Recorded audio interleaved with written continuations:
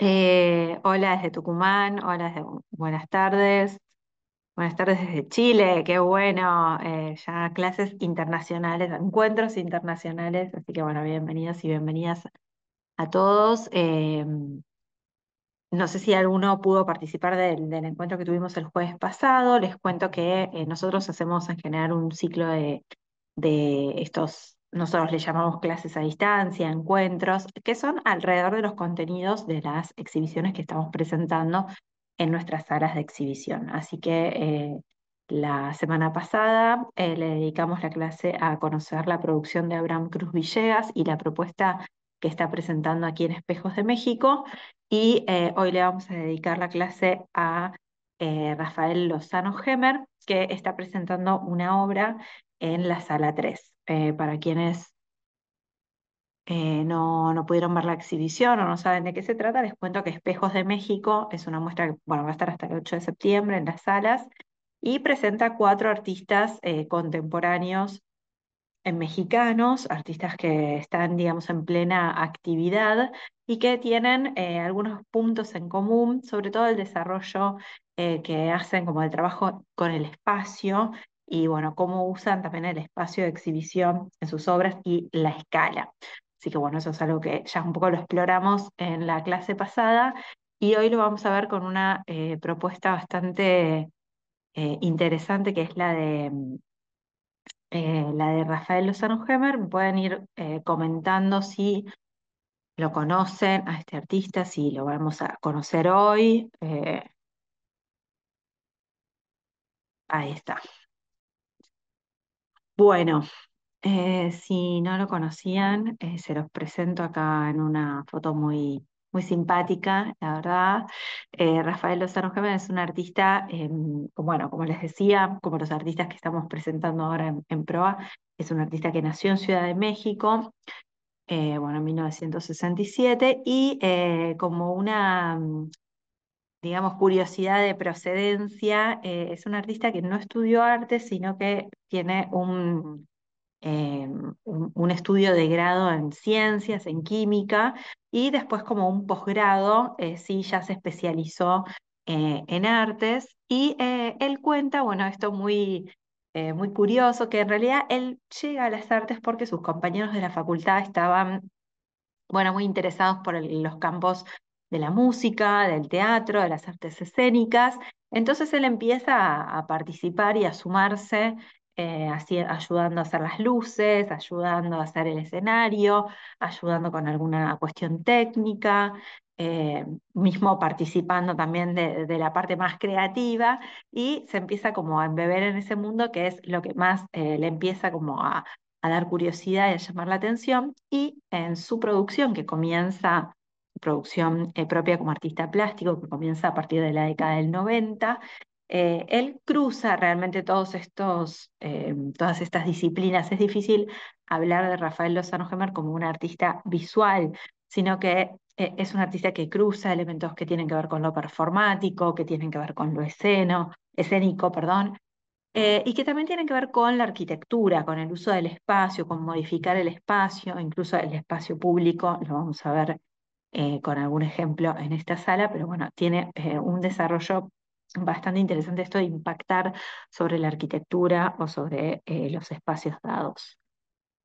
Por acá también les puse dos fotografías que corresponden a una visita que hizo a Buenos Aires el año pasado, que vino dentro del programa Presente Continuo, que es un programa que auspicia, bueno, por acá les puse la Fundación Bungeborn y Fundación Williams, y que tiene como sede física Andreani, que está acá, es vecino nuestro, acá al lado, así que vino a dar una charla y un workshop, por eso lo podemos ver en esta foto con el paisaje de la Boca. Y algo que no les dije es que él estudió en Canadá de muy joven, con su familia emigran primero a Europa y después él ya hace sus estudios en Montreal, en Canadá, que es donde reside actualmente.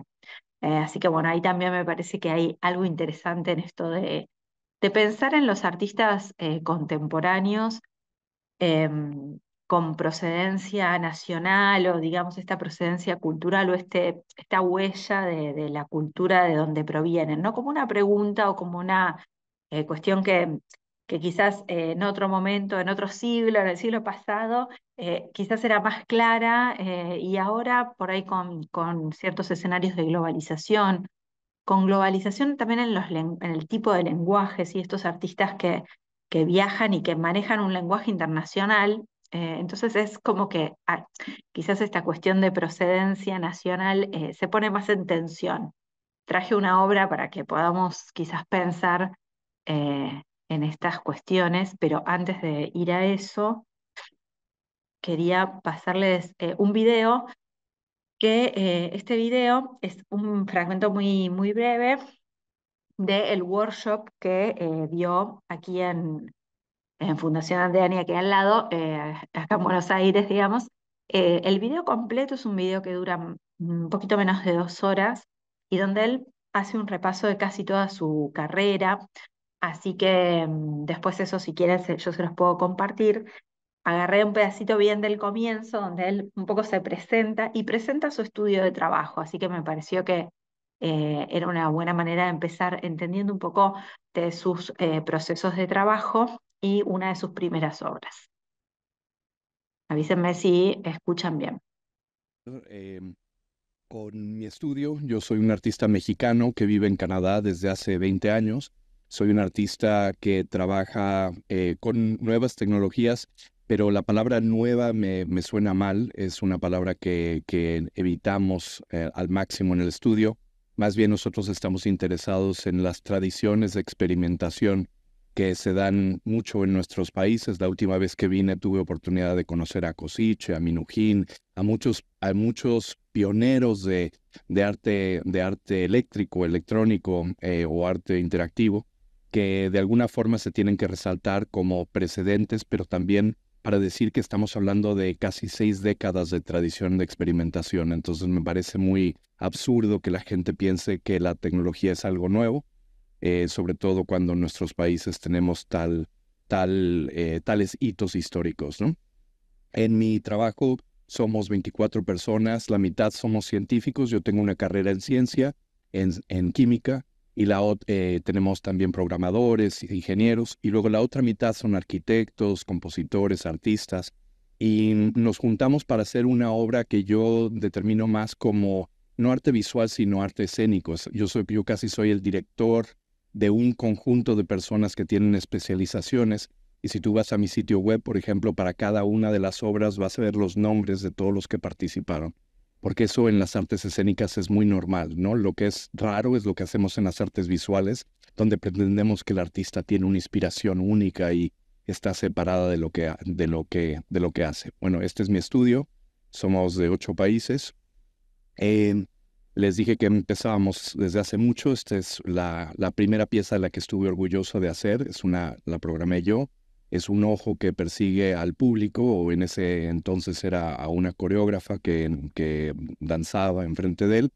Pero al final invitamos al público para que viera que efectivamente el ojo sí, a través de un sistema computarizado de seguimiento tridimensional, te perseguía. Y esto es en 1992. Esto es justo después de la Primera Guerra del Golfo, donde se inventaron las supuestas bombas inteligentes, en donde la computadora tenía la capacidad de encontrar blancos, y en un libro maravilloso que se llama La guerra en el eh, War in the Age of Intelligent Machines, la guerra en la era de las máquinas inteligentes de Manuel de Landa, en el 91 se habla sobre esta posición de darle poder ejecutivo a las máquinas para que decidan cuál es el desenlace de un bombardeo, por ejemplo. Y ahorita que estamos viendo tanto en Ucrania como en Israel y en Palestina, esta idea de que la tecnología es inteligente en realidad se aplica sobre todo en un contexto bélico. Y la idea de esta pieza era un poco hacer visible, hacer tangible este sistema de seguimiento. Bueno, Entonces, espera, con mi estudio, ahí está.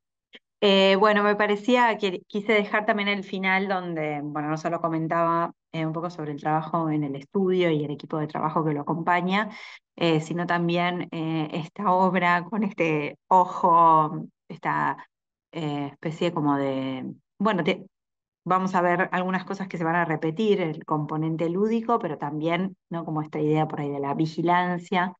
Eh, Esta obra la dejé porque es una obra que también estuvo en Buenos Aires a fines de la década del 90 en Fundación Telefónica, en una muestra en la que participó Lozano Gemmer, así que bueno, me parecía que era también un buen link para pensar la producción de él en nuestra escena local aquí en Buenos Aires. Y traje esta obra que quizás se aleja un poco de la producción más típica de Lozano Gemmer, que nos vamos a meter ahora con la obra que está en Fundación Proa, pero porque me parecía por ahí para retomar un poco esta idea de la localía o de la pertenencia geográfica y al mismo tiempo me parece que es una obra bastante linda en la manera en la que cruza algún componente como más poético con otro más tecnológico. Es una pieza que se llama Volute Cero, es de 2016. Es esta pieza como, es de acero, que tiene como esta forma medio como una nube, y hay otras versiones que son Volute One, y etcétera. Hay varias versiones que van como siguiendo una numeración. Y se trata de una escultura que reproduce la exhalación al hablar. Por eso aquí la referencia que les traje de los códices aztecas, del códice borbónico especialmente, pero antes de ver eso, quería comentarles un poco cómo técnicamente está hecha. Acá me lo anoté. El aliento exhalado mientras se habla, es escaneado por un tomógrafo láser que está hecho a medida y después se convierte en una forma 3D usando una fotogrametría que finalmente se imprime en acero inoxidable de alta definición. O sea, digamos, hay un trabajo técnico puesto al servicio de materializar algo que es invisible, y él habla de algo muy, esto, ¿no? Como muy poético, que por ahí tiene que ver con el interior o esto que es del campo de lo íntimo, lo que está dentro del cuerpo, y cuando se convierte en sonido, y cuando se convierte en palabras y se convierte en un mensaje, esto tiene como una materialización invisible, que también son las vibraciones del sonido, y que también es, bueno, el aliento que sale de la boca. Entonces, bueno, es un poco lo que él está buscando, es como darle una materialidad visible, y no solamente visible, sino también táctil. Eh, la frase que se exhala en esta pieza escultórica es Au clair de la lune, perdón mi francés, disculpen mi francés, pero es la frase que en 1860 se grabó por primera vez en un fonógrafo. En realidad no es fonoautógrafo, el primer dispositivo técnico que pudo grabar el sonido de la voz humana. Entonces, bueno, es como una especie de volver también sobre ese hito tecnológico desde una mirada más, bueno, contemporánea y escultórica, ¿no?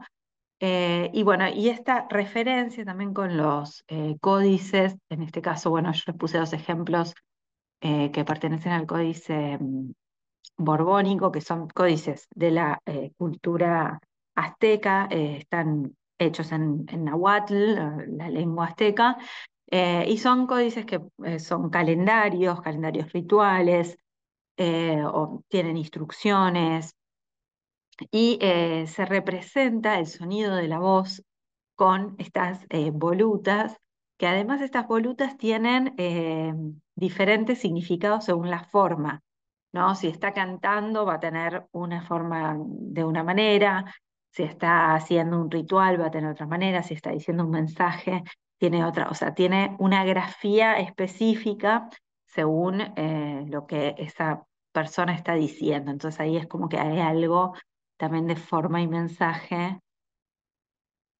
que se alinean y que seguramente estaba un poco en el imaginario del artista al diseñar esta obra.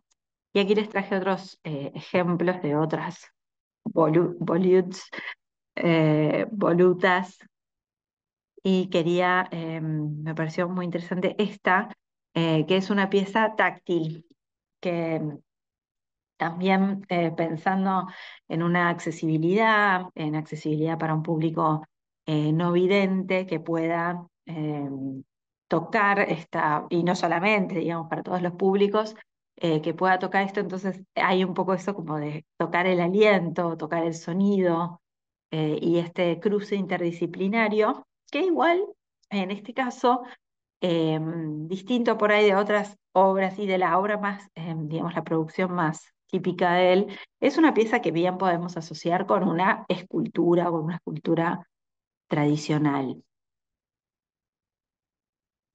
Y acá les voy a presentar la obra que está en las salas de proa. Esta es la sala, nosotros le llamamos la sala número 3 porque, bueno, entrando desde el inicio, es como el tercer espacio que uno se encuentra en la planta baja.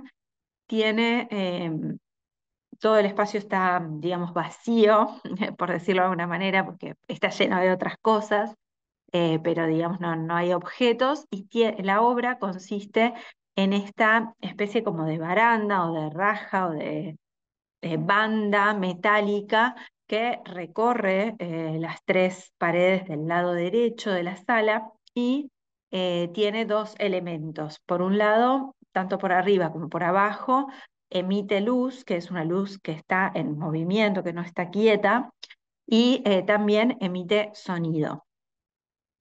Ahí pueden ver, estas luces no es una luz continua, sino que son como si fuesen como varillas de luz o como pequeñas luces independientes. Y estas tienen como su modulación, porque ahora les voy a contar a qué corresponden.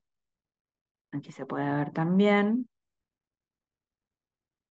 Como que las fotos hacen parecer que tiene distinta intensidad, pero en realidad, bueno, la sala está levemente oscurecida, o sea, no tiene la luz prendida de la sala, sino que la luz es la que emana la obra. Y bueno, qué es lo que se escucha y qué son estas luces? Acá podemos ver que la obra, en el final de la recorrida de esta, em, no sé cómo llamarlo, banda metálica, tiene un intercomunicador, parece como un portero eléctrico con un botón donde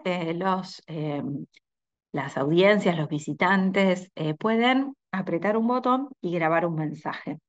En el momento que uno está apretando el botón, el botón se mantiene apretado al momento de grabar, toda la obra se apagan tanto las luces como los sonidos. Es como si la obra nos estuviese escuchando, también nos está grabando, y al momento de soltar el botón, este mensaje que nosotros grabamos pasa a formar parte de la obra. Entonces, cada una de estas luces que veíamos, a ver, en esta se ve bien, cada una de estas luces que veíamos corresponde a uno de estos mensajes grabados por el público que visita la exhibición, y lo que se escucha es el murmullo de todas estas grabaciones en simultáneo. Es difícil identificar una sobre otra, sino que se vuelve como esto, como un ruido blanco de todas las voces en la sala. Ahora les voy a mostrar un video para que se entienda mejor. Y las luces corresponden a las intensidades del sonido, a la duración, pero cada una corresponde a un mensaje.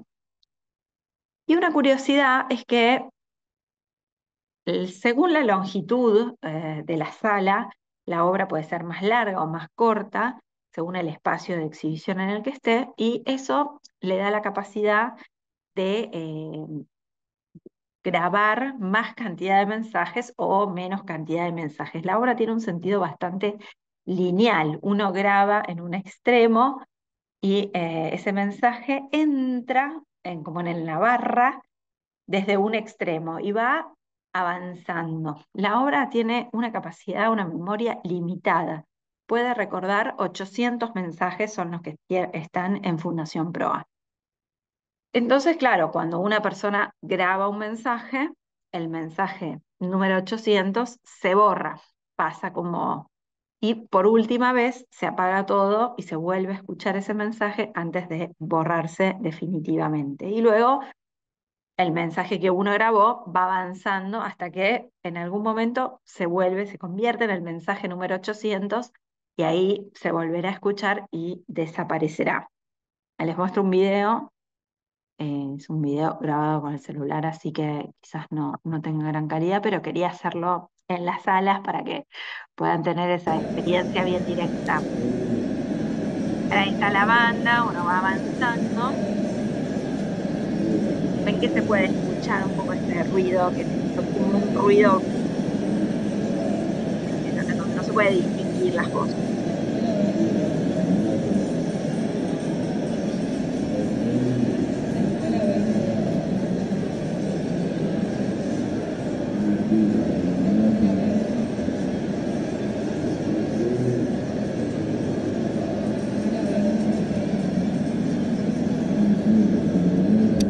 Bienvenidos a Fundación Proa. Bienvenidos a Fundación Proa. Escuela B. Bienvenidos a Fundación Proa. Bienvenidos a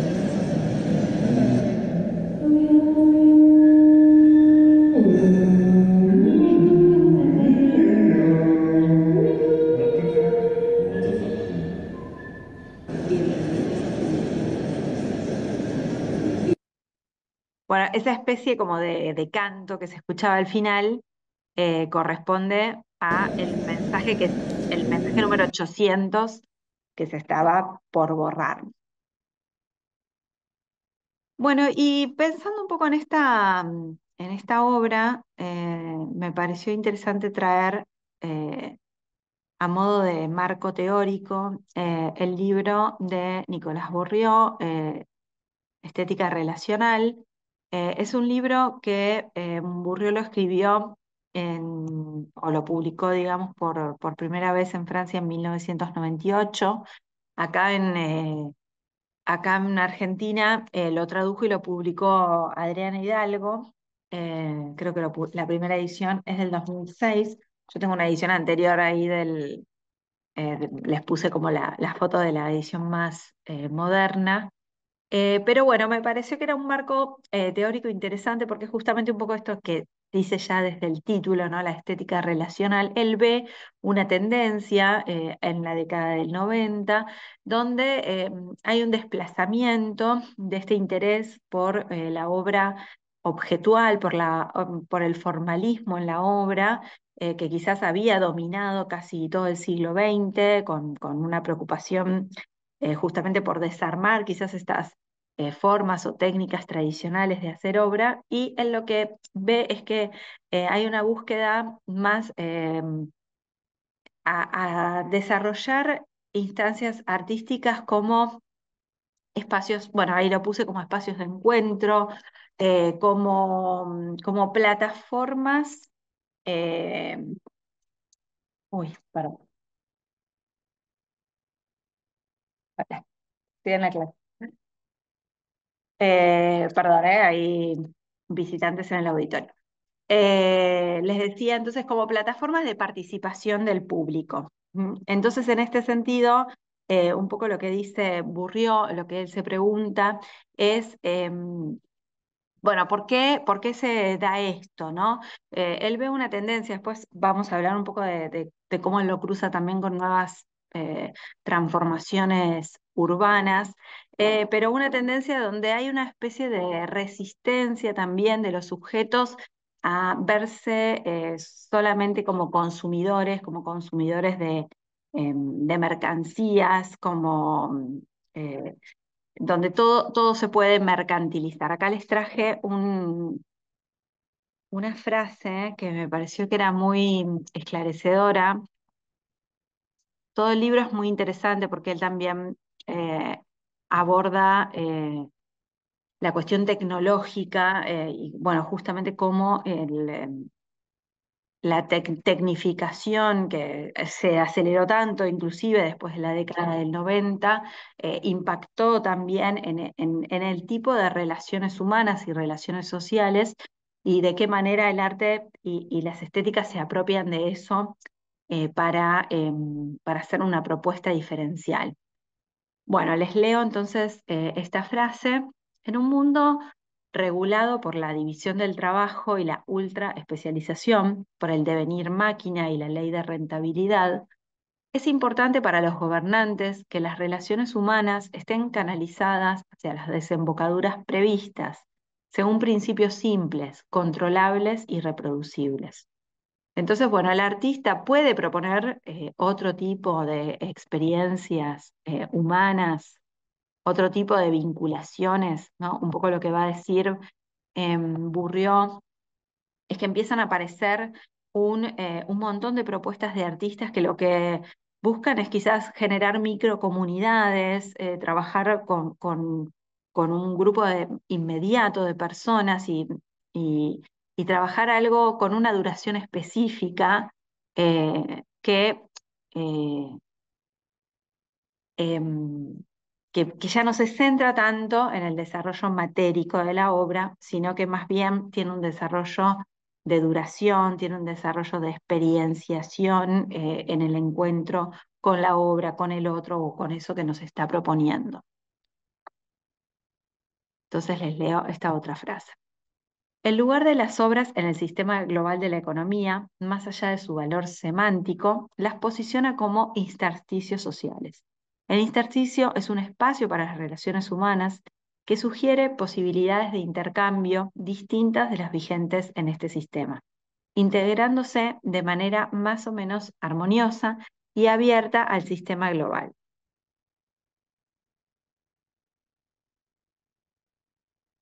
Bueno, entonces, teniendo un poco estas ideas, después las vamos a retomar un poco a Bourriaud. Obviamente, él en el libro dice muchas otras cosas muy interesantes, pero me gustaría tomar otro ejemplo, otra obra de Lozano Hemmer. Piensen un poco esto que les comenté de cómo es la obra que está aquí en Pro, no sé si ya la pudieron ver, para ver esta y pensemos un poco algunos puntos en común o algunas estrategias que aparecen en ambas obras.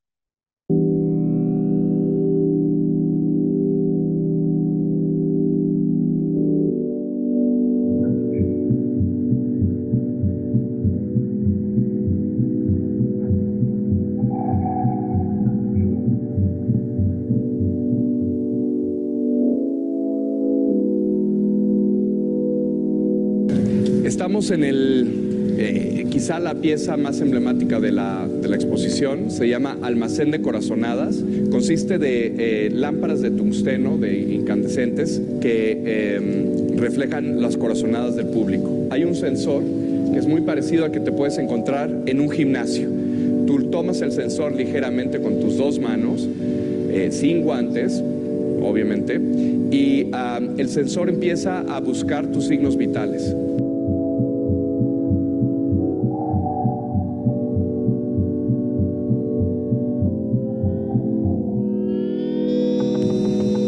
Cuando los encuentra, esta es mi corazonada. Me tienen ustedes muy nervioso, como pueden ver.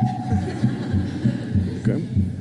Cuando suelto el sensor, automáticamente se apagan todas las luces y mi corazón se va al primer foco de todo el techo. Y los participantes anteriores se recorren una posición de tal modo que estamos ante los 200 participantes más recientes y alguien desaparece, como un memento mori.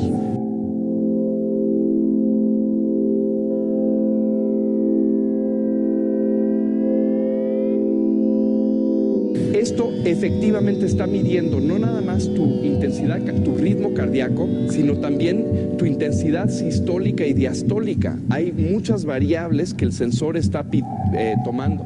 Si ustedes ven, hay algunos focos que son súper brillantes y hay otros que están más apagados. El ataque en el tungsteno es diferente.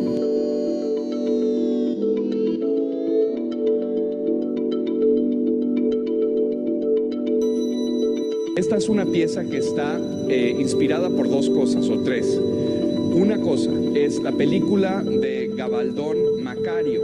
Es una película, no sé si se acuerdan, 1960, en donde el protagonista tiene una alucinación por hambre, en donde ve en una cueva a cada persona representada por una velita centellante. Esta es un poquito esa idea, ¿no? Que cada uno de esos focos representa a alguien. La segunda es Mi esposa estaba embarazada de gemelos y yo, siendo nerd, pedí 2 ultrasonidos para escuchar el corazón del niño y de la niña al mismo tiempo.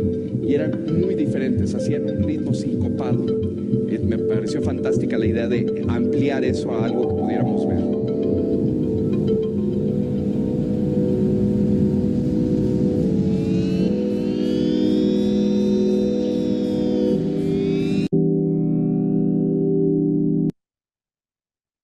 Muy bien, no sé si llegaron a comprender por la explicación del artista cómo es el mecanismo de la obra, es bastante sencillo.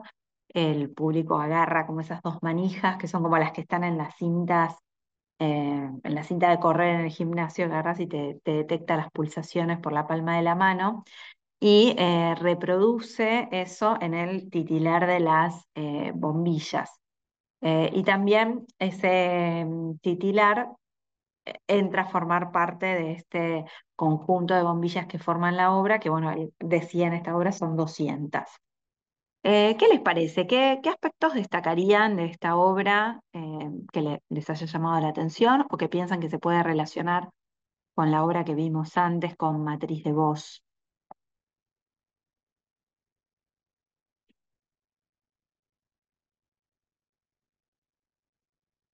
Los leo, aprovecho para tomar un traguito.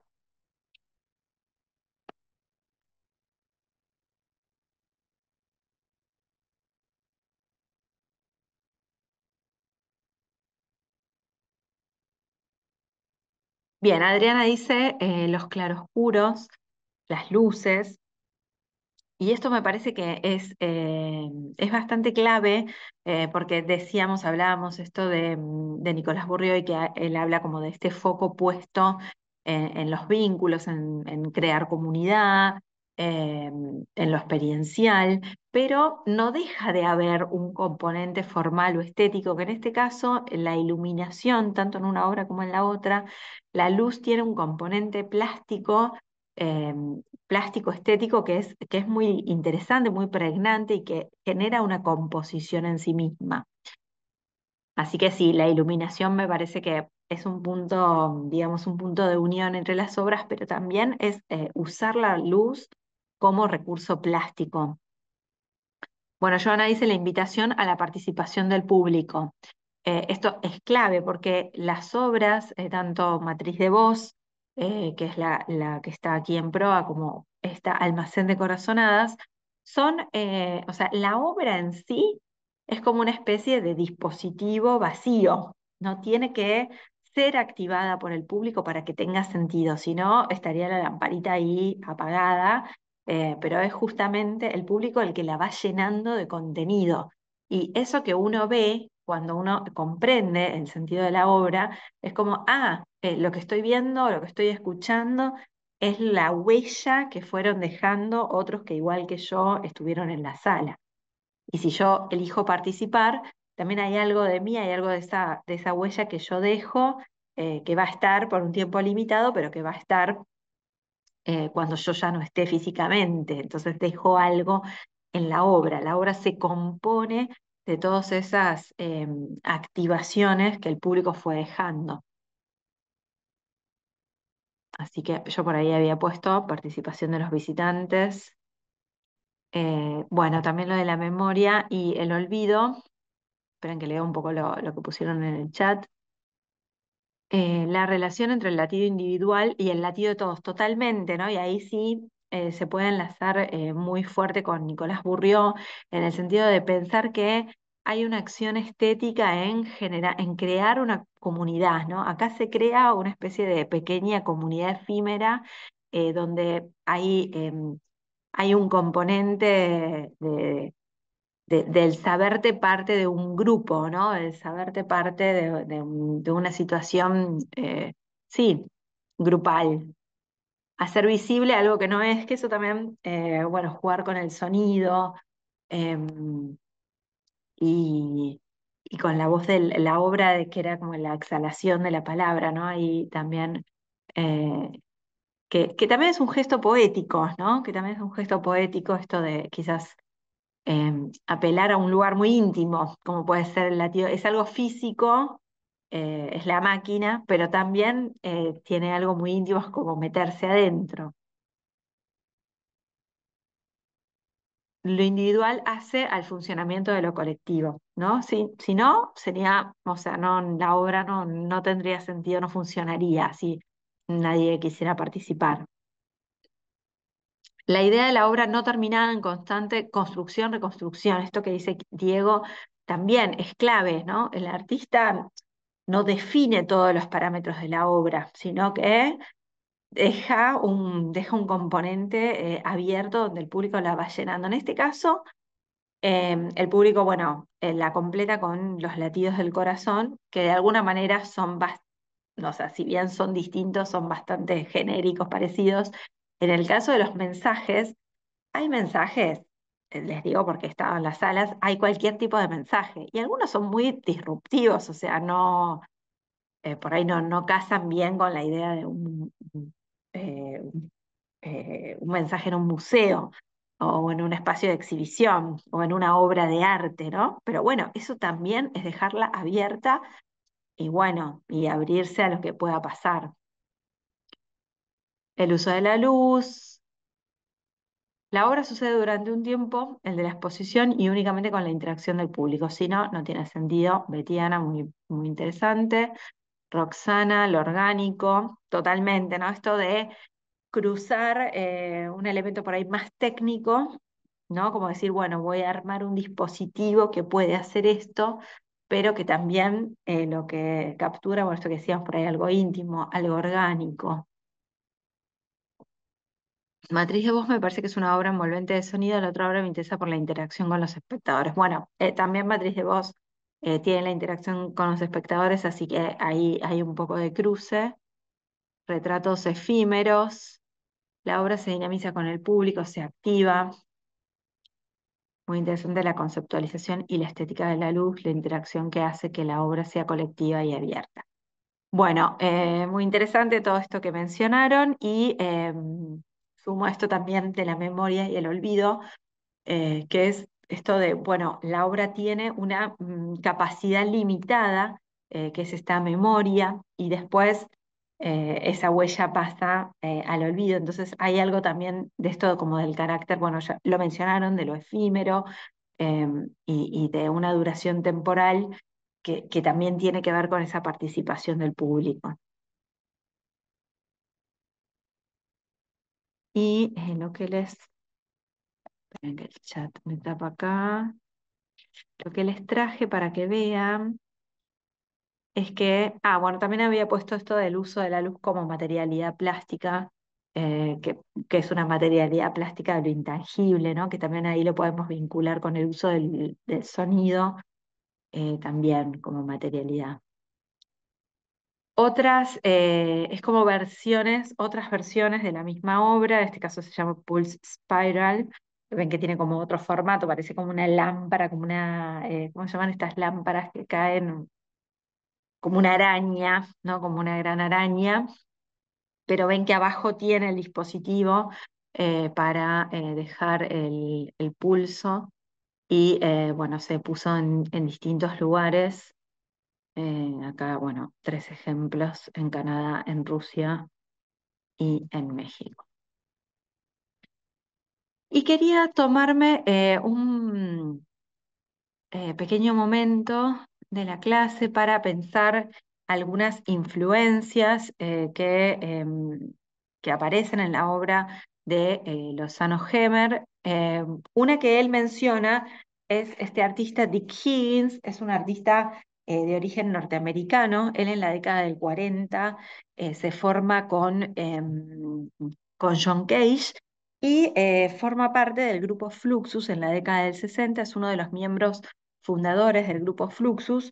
Acá entonces me parece, vuelvo un poco también al tema de la estética relacional y a Nicolás Burrió, porque él dice, no es que en la década del 90 aparece el arte participativo, la invitación al público a formar parte de la obra, ¿no? Y un antecedente central en estas exploraciones es Fluxus, Y lo que dice Lozano Hemmer de por qué le interesa particularmente este artista es porque él desarrolla el concepto de intermedia y hace como este diagrama que después tuvo distintas re- refuncionalizaciones y redibujaciones a medida que van como cambiando las disciplinas, pero es un poco esta idea de que las distintas disciplinas se van cruzando, inclusive no solamente dentro de las artes plásticas, sino también con la literatura, con la música, con el teatro, con la danza, ¿no? Y todo de alguna manera bueno, fluxus, ¿no? Como que va fluyendo en una obra que bueno, como decíamos antes, se concentra más en lo que pasa en el aquí y ahora, ¿no? Nicolás Burrio habla de la obra disponible, la disponibilidad de la obra. La obra está disponible en un tiempo específico y después la puedo recuperar a partir del archivo, pero la disponibilidad de la obra tiene un fuerte acento en el aquí y ahora. Y esto Fluxus lo trabajó mucho con las performances, con los happenings, con la poesía, poesía en vivo, ¿no? En el caso de Dick Higgins, también acá les traje algunos ejemplos, él también fue bastante pionero en la década del 60 en incluir tecnologías, máquinas, computadoras para hacer textos y también fue un artista que trabajó mucho el mail art, acá en América Latina se lo conoce como arte correo. Hay un ejemplo de un artista uruguayo muy destacado en el arte correo que es Clemente Padín, probablemente lo conozcan. Él y Dick Higgins tuvieron intercambios, bueno, justamente en este interés por el arte correo, como el arte correo también como una forma de generar lazos, de generar comunidad, de pensar una obra en flujo, ¿no? Sí, bueno, Fluxus es un antecedente clave para todo lo que es la obra participativa y la obra interdisciplinaria.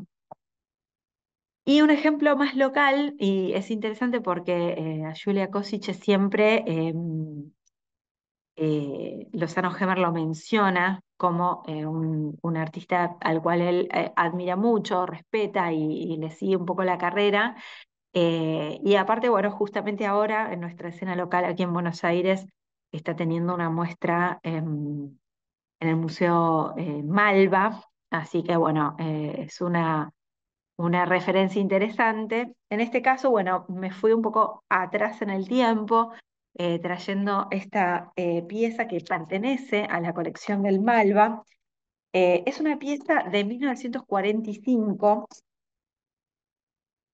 Esperen que les quiero, la pieza se llama Roshi y les quería leer la ficha de obra que está en el museo, o sea, en la página del Malva, la ficha de obra está realizada por, bueno, la curadora, la directora artística del Malva actualmente, que es María Amalia García, que ella es especialista en arte abstracto argentino de la década del 40, 50, así que bueno, les leo la descripción que hace de esta pieza. Roshi aparece reproducida por primera vez en el cuaderno Invención 1, publicado por Julia Kosice en 1945. Esta escultura articulada se constituye en una pieza clave para las propuestas del grupo Madí, del cual Kosice es uno de sus líderes y principal promotor. Construida con 8 piezas geométricas de madera, en su mayoría elementos tubulares, puede ser manipulada adoptando diferentes posiciones y composiciones. Esta obra, que explora experiencias lúdicas, invita a la interacción del espectador. Se inscribe en un cruce de tradiciones artísticas que van desde el dadaísmo a los juguetes realizados por Joaquín Torres García.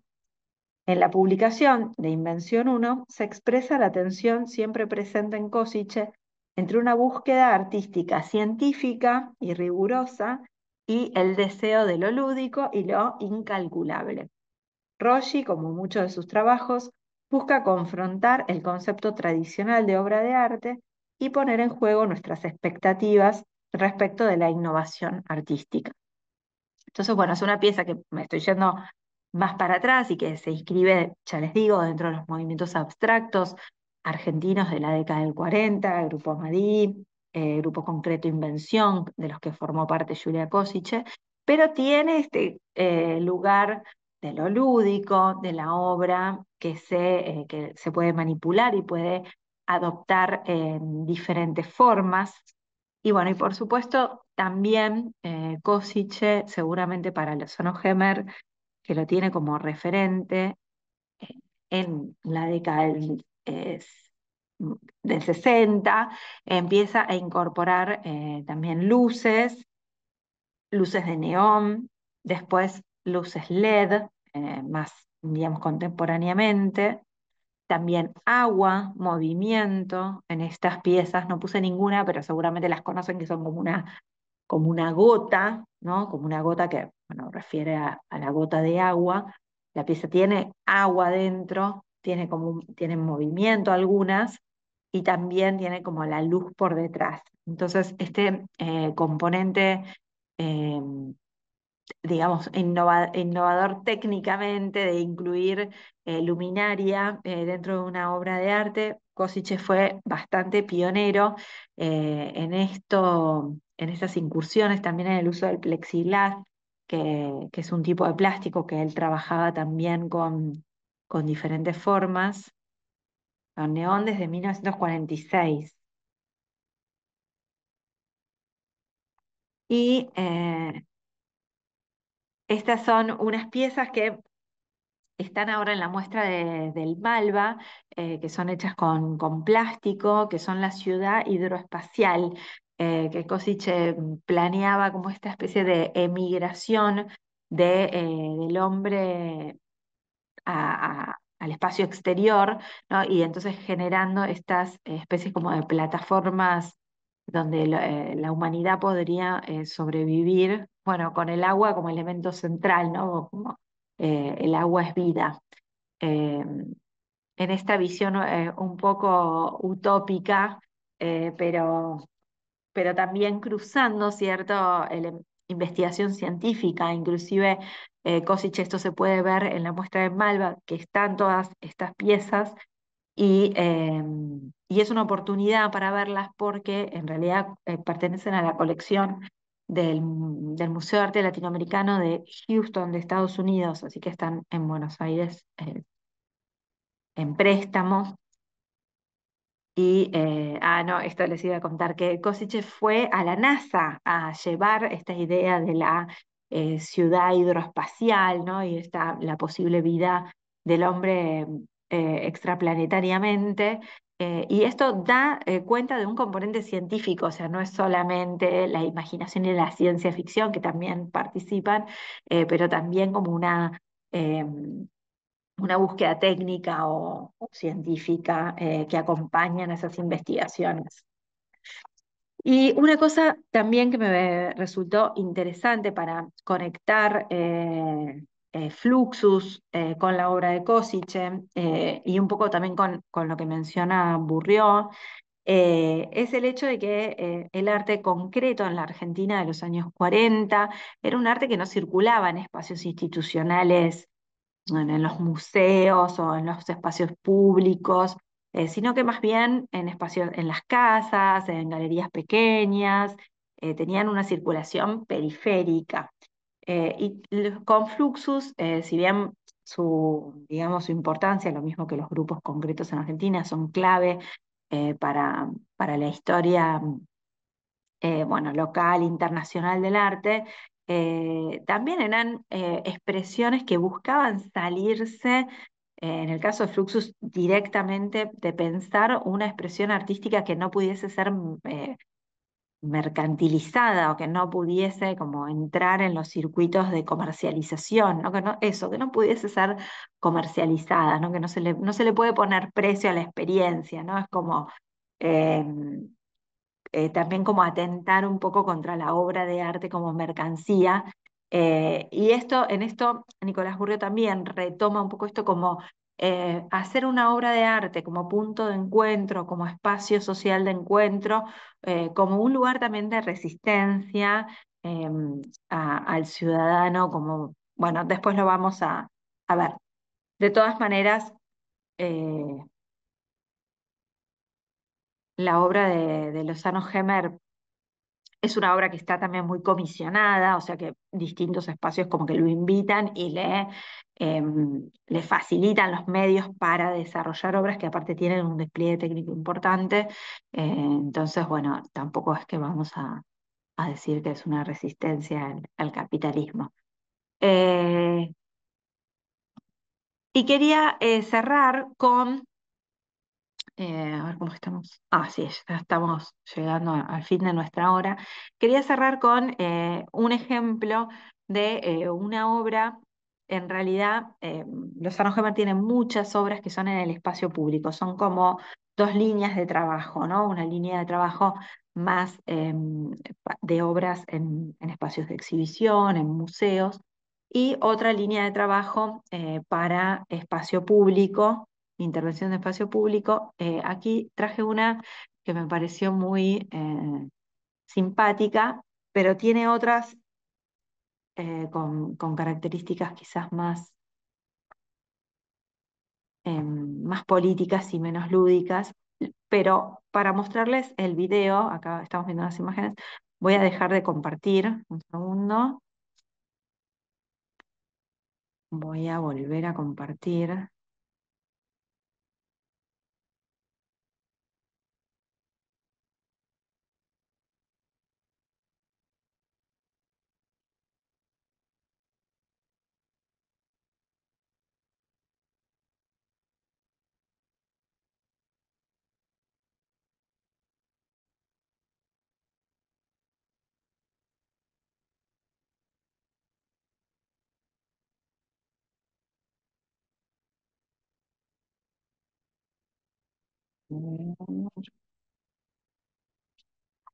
Pudiendo, espera.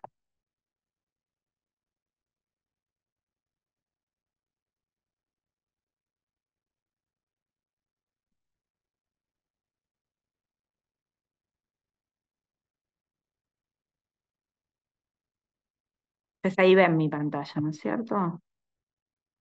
Quiero ponerlo ahí, en pantalla completa. Ahí está, ahí lo ven, ¿no? Em, bueno, es una obra que se compone de dos partes.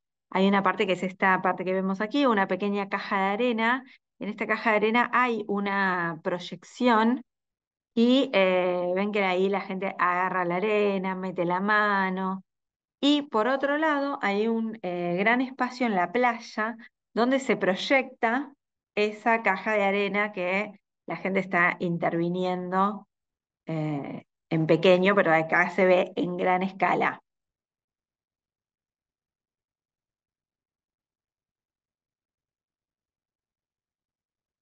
Entonces, bueno, le ponen juguetes. La gente puede como, hay unas partes que se ve donde no meten la mano, entonces parece como que agarran a las personitas o le ponen una pantalla, subieron al perro.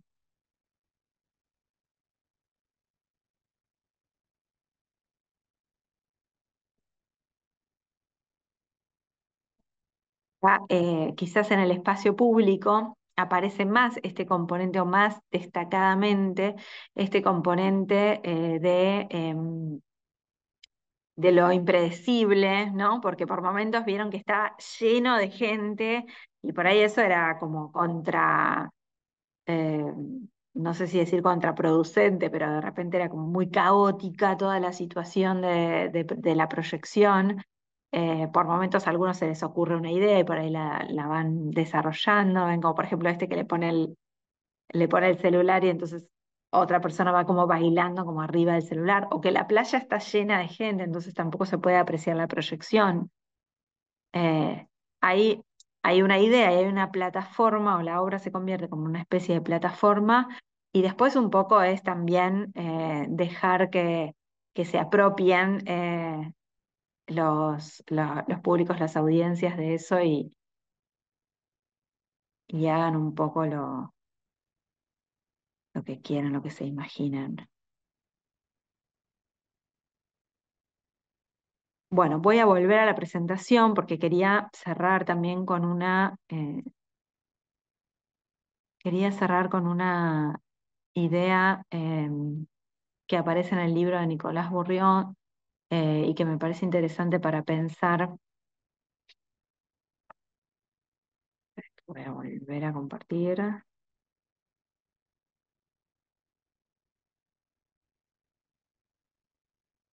Ya con esto cerramos. Bueno, ahí se ve la caja donde la gente interactúa y después cómo se ve. Bueno, esto que les decía, si bien Nicolás Burrio cuando habla de la estética relacional, él está escribiendo en la década del 90, y hay algunas transformaciones, ya les comenté esto de la tecnificación o el avance de la tecnología, que incluso después en el nuevo milenio escaló incluso mucho más. También la transformación, sobre todo en Europa, con la caída del régimen soviético, la caída del muro de Berlín. Y todo esto provocando grandes transformaciones urbanas y también en los modos de sociabilidad. Entonces, bueno, les leo esto, se van a sentir identificados. La posibilidad de un arte relacional evidencia un cambio radical en los objetivos estéticos, culturales y políticos que el arte moderno puso en juego. Los procesos acelerados de urbanización generaron cambios sociales significativos. Los muebles y los objetos se redujeron debido a la estrechez de los nuevos espacios y se orientaron hacia una mayor maleabilidad. Esto cambió nuestra relación con los objetos y con la idea de propiedad y de territorio. Esto me parece interesante porque también habla de el tipo de ciudadano, ¿no? En las grandes ciudades, que es un ciudadano que muchas veces vive en un espacio privado muy pequeño y entonces exige más espacio público disponible para su vida cotidiana. Yo no tengo un jardín en mi casa, voy a ir al parque, voy a ir al parque público, ¿no? Esto es algo muy característico de las grandes ciudades, esta demanda o este volcarse por parte de los ciudadanos y de apropiarse de los espacios públicos. Continúo. La obra se presenta como una duración por experimentar, como una apertura hacia un intercambio ilimitado. La ciudad abrió paso a una forma de arte que parte de la intersubjetividad y que tiene como tema central el estar juntos, el encuentro entre observador y obra y la elaboración colectiva de sentido. El arte siempre fue relacional, ¿no? Esto también es algo que Nicolás Burrio dice, bueno, todas las obras en algún punto nos están proponiendo un tipo de relación, pero es algo específico cómo se da en nuestra contemporaneidad. El lugar de las obras en el sistema global de la economía, más allá de su valor semántico, las posiciona como intersticios sociales. El intersticio es un espacio para las relaciones humanas que sugiere las posibilidades de intercambio distintas de las vigentes en este sistema, integrándose de manera más o menos armoniosa y abierta en el sistema global. Y en este sentido, hay algo que dice Lozano Hemmer, eh, que me parece interesante para pensar esto, ¿no? Como del rol ciudadano en democracia. Y él habla del concepto de antimonumento y dice, vengo utilizando la palabra antimonumento desde principios de los 90, ¿sí? Estamos siempre como contemporáneos también a esto que está diciendo Nicolás Burrió, para describir intervenciones en el espacio público que no tienen el sentido de representar una historia política, sino una diversidad. Y les quería leer otra frasecita de él, tengo por acá, que habla justamente de la representatividad y de la crisis de representación. Dice Lozano Gemmer, yo creo que vivimos una gran crisis de representación porque nuestras ciudades no nos representan. Representan al capital y a las grandes narrativas de poder. Él en esta entrevista está hablando específicamente de la situación en Estados Unidos posterior al asesinato de George Floyd, y las expresiones como masivas antirraciales, sobre todo de la población afroamericana. Entonces sigue los Anojem. Entonces, si la gente afroamericana no se siente representada, salvo cuando se la está asfixiando, me parece natural que hayan tenido una reacción colectiva en contra de esos íconos que los aplastan a diario. En México se quitó la estatua de Colón y se votó reemplazarla por una propuesta de activistas feministas con un monumento a la mujer trabajadora. Necesitamos más espacios así, que sean completados por la gente, pues nuestro rol en las ciudades, si no, nos queda reducido al consumo. Siempre repito que sería muy interesante tener más proyectores en lugar de tantas cámaras de seguridad. Y ahí un poco volviendo a esta primera obra que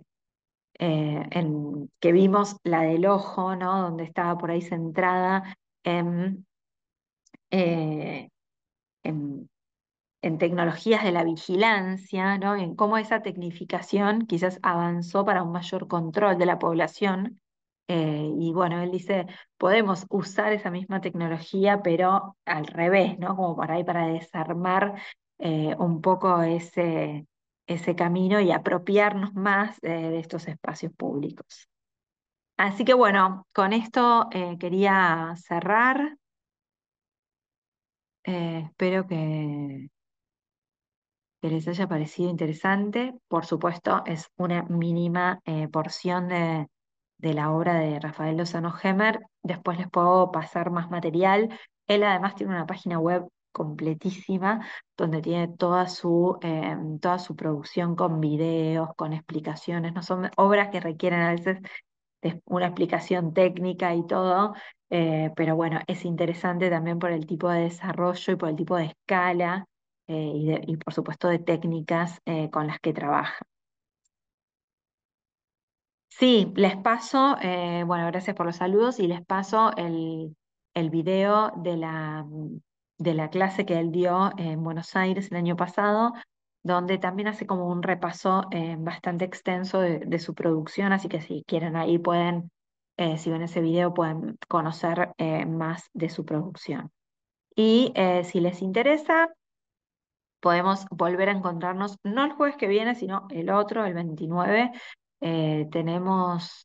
Yo después se los mando por mail, les voy a mandar una encuesta de participación y les voy a mandar un PDF con todos los materiales, con las referencias bibliográficas em, y links a las páginas web y todo para que si quieren, si les interesa seguir chusmeando, pueden hacerlos. Y aprovecho y les paso también la invitación a la clase próxima, si se quieren inscribir, también quedan invitados, vamos a conocer la obra de Damián Ortega. Bueno, gracias a ustedes. Saludos, saludos hasta Córdoba, qué lindo Córdoba. Bueno, les mando un abrazo y nos encontramos la próxima.